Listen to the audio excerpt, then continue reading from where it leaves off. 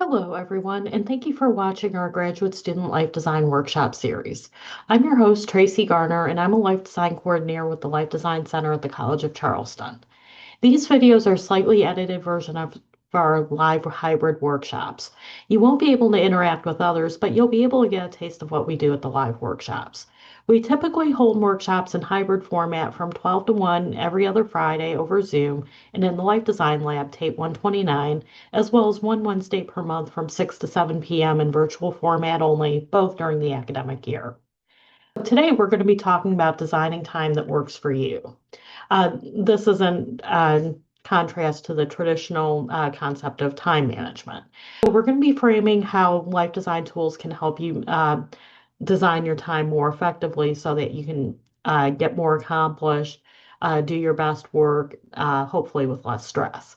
So we're going to help you manage your energy peaks and valleys. We're going to reframe some unhelpful beliefs about productivity, and then we're going to introduce you to some tools for time management through a life design lens, the priority matrix, as well as other tools, tips, and tricks. Finally, we're going to help you design a time prototype so that you can make some tweaks to your typical schedule to hopefully improve your time management skills. Today, we're going to move beyond managing time to designing it. If you're new to graduate school or your current time management protocols aren't working for you as well as you would like, you'll pick up some tips and tricks here to rearrange your schedule to take into account your energy flows while ensuring you still meet your goals. You might find that what worked for you in your undergrad or professional career might not be working so well for you right now, given the additional responsibilities associated with grad school, along with work and possibly caregiving. In addition, some of you may be facing financial and/or health challenges or readjusting to academic life after some time away. All of these can present challenges that make it difficult to live life to the fullest and savor every moment we have. The good news is life design gives us tools to manage your time and tasks instead of letting your time and tasks manage you. We'll be working today with the life design tools of curiosity, empathy, reframing, mindfulness of process, and prototyping bias to action today. We'll be digging deep to deconstruct some unhelpful ideas we might have about time and productivity that are driving our current practices. Reframing these unhelpful beliefs will help us consider how we prioritize tasks, what tasks we might be able to let go of or delegate, and how we arrange our day to ensure balance while helping us meet our truly important goals. Prototyping and bias to action reminds us that making a true impact on our work practices and processes and harnessing our time requires intentional action. And it requires taking small steps, evaluating to see how well it works, and going back to the drawing board as necessary. Mindfulness of process reminds us to test and evaluate changes we make to our schedules to see how well these changes work for us and others impacted by them, and to ensure continued alignment with our values. So take a few seconds to think about how are you feeling about time lately. Pause this video, and then when you've jotted down your thoughts, feel free to hit the play button again. Let's go through an activity to help you map your energy flows throughout the course of the day. I'm going to have in the description and also on our website a blank energy flow map. Even though this energy flow map is for the um, length of a day, you can do this for a week, a month, a year, whatever time frame is relevant for your particular use. For purposes of this activity, though, we're going to have you sketch out your typical day.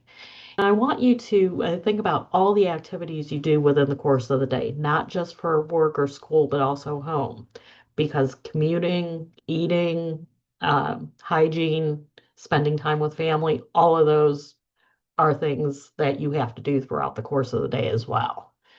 Then I want you to plot how much energy you have for each day. Is each of these activities particularly energizing for you, or are they really draining? Do you dread doing them? Also mark where you do your most important work, and also mark where you feel most engaged or energized, which is known as a flow state. When you consider these questions, set judgment aside and treat yourself with curiosity and empathy. Um, Try to record every activity you do throughout the course of a typical day, including personal, academic, and professional tasks. If something really energizes you, use a long bar towards the top of the chart. And if something really drains you, use a long line towards the bottom of the chart. If something isn't particularly energizing or draining, it's just kind of there, use a shorter. So here's an example. You'll see that this person finds lunch with friends, teaching and journaling particularly energizing, and they actually enter a flow state during that. And they find group meetings, emails, commuting particularly draining. They also find that experiments put them in a flow state as well. Go ahead, put this video on pause and complete your energy flow map, and then when you're done, come back. Sustainable productivity flows from your awareness of your energy patterns. Your energy map might not look exactly like this sample one here, and that's absolutely fine.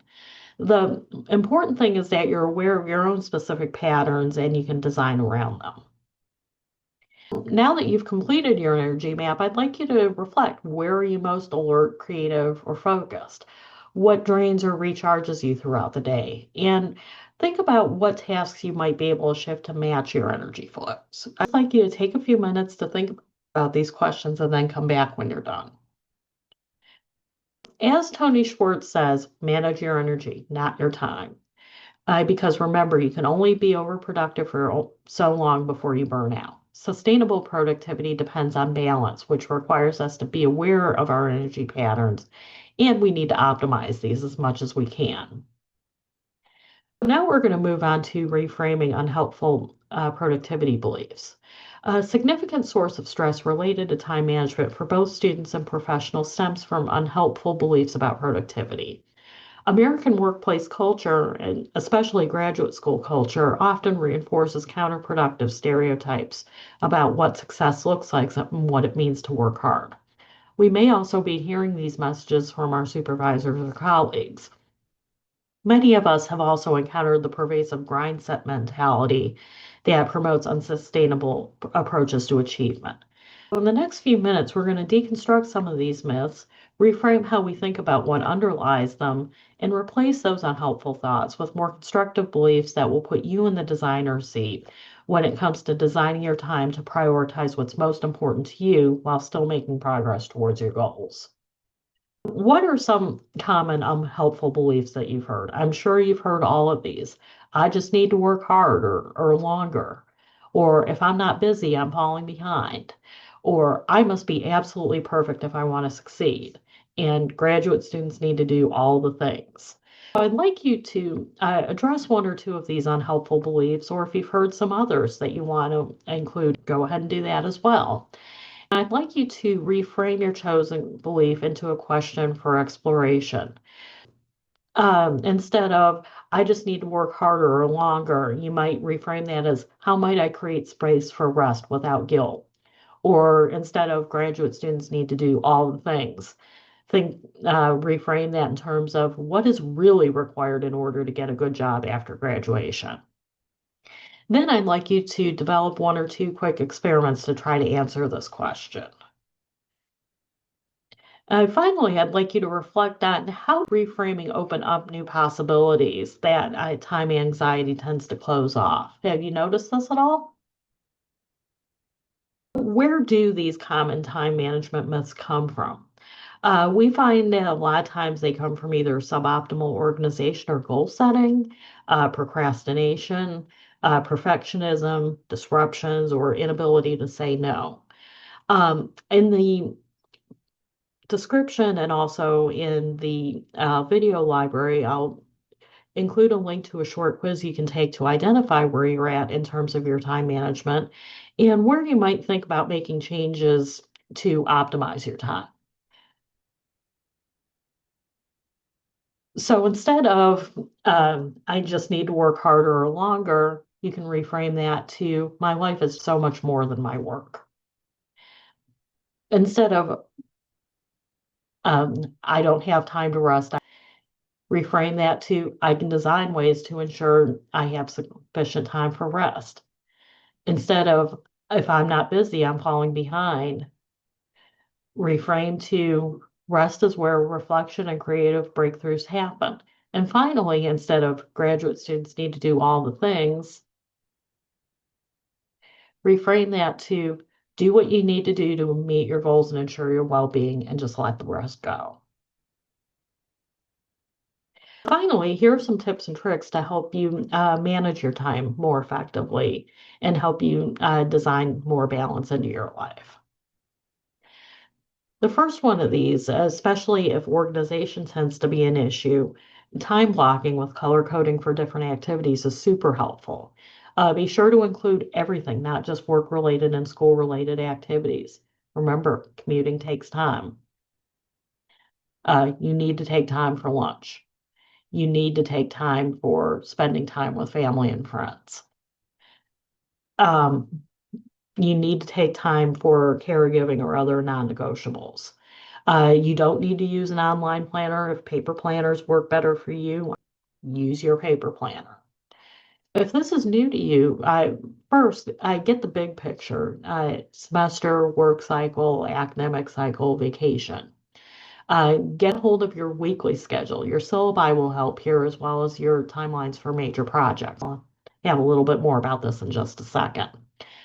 Determine how much time it takes to complete various tasks. Until you have enough data to estimate accurately, twice as much time as you think you'll need.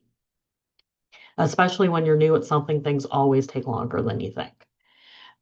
Once you've plotted out your fixed tasks, identify where you have small gaps and see what you might do with that time. However, it's not just a matter of shoving as much things into your calendar as possible. Just rather, hey, you've got those couple of hours there.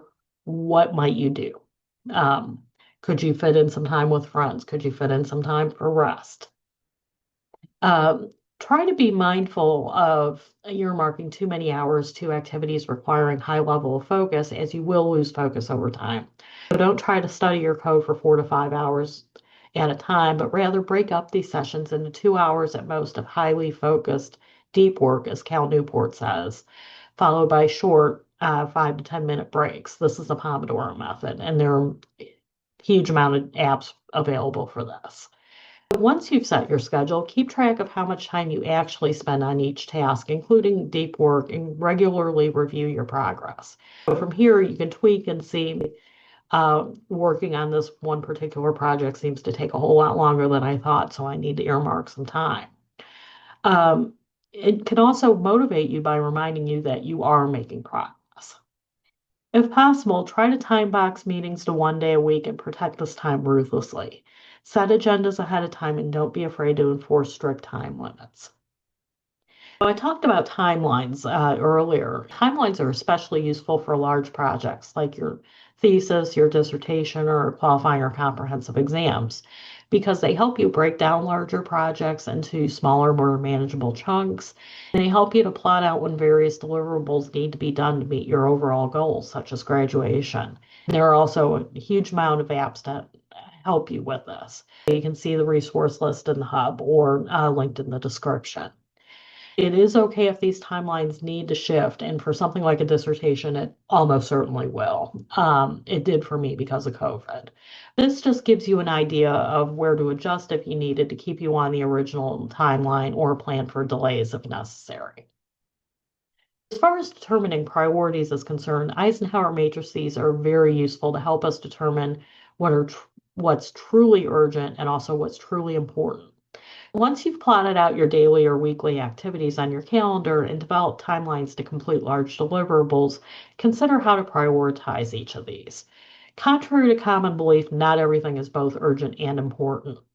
Recognizing this helps us consider what we might divest or do differently to make more time for things that truly are urgent and important. So here's a sample Eisenhower matrix. It's a 2x2 table with urgent along the top and important along the side. Urgent and important tasks are tasks that are essential for life maintenance, support for a long-term goal, or support others in your life, or there are things that have a relatively soon timeline, such as paper due tomorrow. I'm teaching today at 3:30. My kid has a pediatrician appointment Monday at 10:30. Those are non-negotiable and absolutely need to be done first. So ask yourself, what terrible thing would happen if I didn't do this thing? If I didn't turn in my paper, I'd most likely fail my class. If I didn't show up for class today, the students probably won't be upset, but my chair or advisor absolutely is going to be. If I don't take my kid to the pediatrician and they're sick, they're going to get even sicker. Important but not urgent tasks. These are tasks that support a long-term goal, but you've got time. Some of these will eventually move up to urgent, like this paper that's due in 2 months. So right now it's not urgent, but in a month and a half it will be urgent. Others might move down to not important, such as okay, planning for vacation next summer. If you ultimately decide not to go away for vacation, that just goes away. If you have stuff listed in this category, uh, do these after you finish everything that's due in this category. For urgent but not important tasks, there are things that demand your immediate attention but aren't aligned with your core goals, such as interruptions or disruptions, some committee work, or a favor a friend asks of you. So try to delegate or decline these as much as possible. But think about this carefully before you do that because there might be consequences for doing that. For tasks that are neither important nor urgent, such as trivia, just trivial things, busy work, doom scrolling on TikTok, try to eliminate these as much as possible. Now, it might be tempting to put all personal time and rest time here, but resist this temptation as you will burn out eventually. Just be mindful of what you're doing. Doom scrolling isn't productive, but spending time with your family is a non-negotiable. Once you've done all the above, including arranging your tasks on your Eisenhower matrix, develop SMART goals to ensure that you're accomplishing things in the important section of the Eisenhower matrix, so along those sidebars. What are SMART goals? SMART goals are specific, measurable, actionable. They're things that you can actually take action on and that are within your power to do, relevant for your goals, and finally, time bound. Is there a specific time frame in which you're meeting that goal? A good example of a SMART goal is to read the Smith and Jones article Why Tuesday or write 500 words for your term paper every day. Things that aren't SMART goals. I mean, they're very laudable, but they're not smart in terms of specific, measurable, actionable, relevant, and time bound. Lose weight or write my dissertation. You may need to do those, but you can reframe those to make them SMART goals. Procrastination is often a problem. Why do we procrastinate? The first step is to recognize that we're procrastinating and try to figure out why, and then try to reframe the task based on that reason. There are many reasons that we procrastinate. One of those is that it's just an unpleasant task. If it's important, you can try reframing it to this task is necessary for me to meet my goals. Your task might be irrelevant for your goals, in which case you might want to delegate or defer as much as possible. Your task might be too difficult. You might fear failure. You might reframe that to this task will give me an opportunity to learn and grow. The task might be boring or tedious, but it is urgent or important. If that's the case, then reframe it to this task is necessary for me to meet my goals. Finally, you might have too many other things to do, either pleasurable or not. If that's the case, prioritize using your Eisenhower matrix and then act accordingly. Finally, some other tips to bust procrastination in. You can time block. You can also salami technique, which means breaking each task down into its constituent parts and working through each part in order until you finish. Just give it 5 minutes. If you find yourself wanting to continue or getting into the flow of things after 5 minutes, continue for another 25 minutes, then take a break. Take that break is very necessary so you don't burn out. Do the hardest, most unpleasant or boring bits first. And when you're done, treat yourself. Reward yourself with regular breaks as well as when you're finished. Switch tasks regularly. I don't do one thing for too long in one fell swoop, so don't be coding for 10 hours at a stretch. Perfectionism is also a problem. Be aware of situations that might provoke perfectionist tendencies. Reframing works wonders here. Focus on the big picture. As my advisor when I was in grad school told me, and she's a MacArthur genius, so she's accomplished a thing or two. She told me once that the best dissertation is a done dissertation. It doesn't need to be perfect to pass because you've got plenty of time to improve it afterwards for publication and so forth. Ask yourself what's really necessary here. At the same time, you want to maintain high but attainable standards. Um, be realistic about what you can accomplish given your available time and skill set. If you're concerned about getting fired or losing your funding if you mess up, keep in mind this is usually a worst case scenario that usually is reserved for gross conducts or massive failures. Say if you build a bridge and it falls down and kills a bunch of people. Assuming it's something like an experiment not working or needing to extend a deadline for a report, it's better to look at it as a growth opportunity. And finally, seek help where needed. Radical collaboration helps a lot here. Say that you encounter a bunch of disruptions that really eat into your time management. Look back at your Eisenhower matrix. Disruptions usually fall in the category of urgent but not important. It's urgent from the perspective of the person doing the interrupting, but it's not important from your perspective. If there's one particular person that disrupts you or interrupts you frequently, make a note of it, and you might want to say something afterwards. Boundaries are really, really helpful here.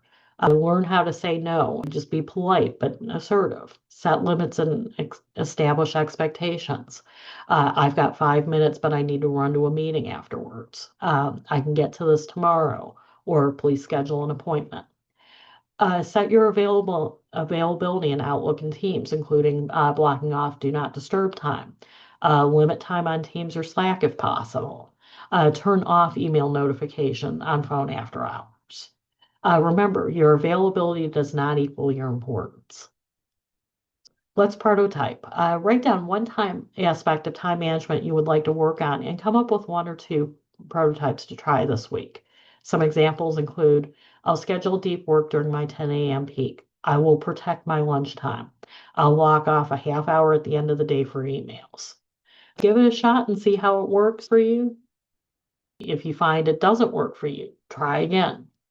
Like many things, time management design is iterative. Test, learn, redesign based on what you've learned.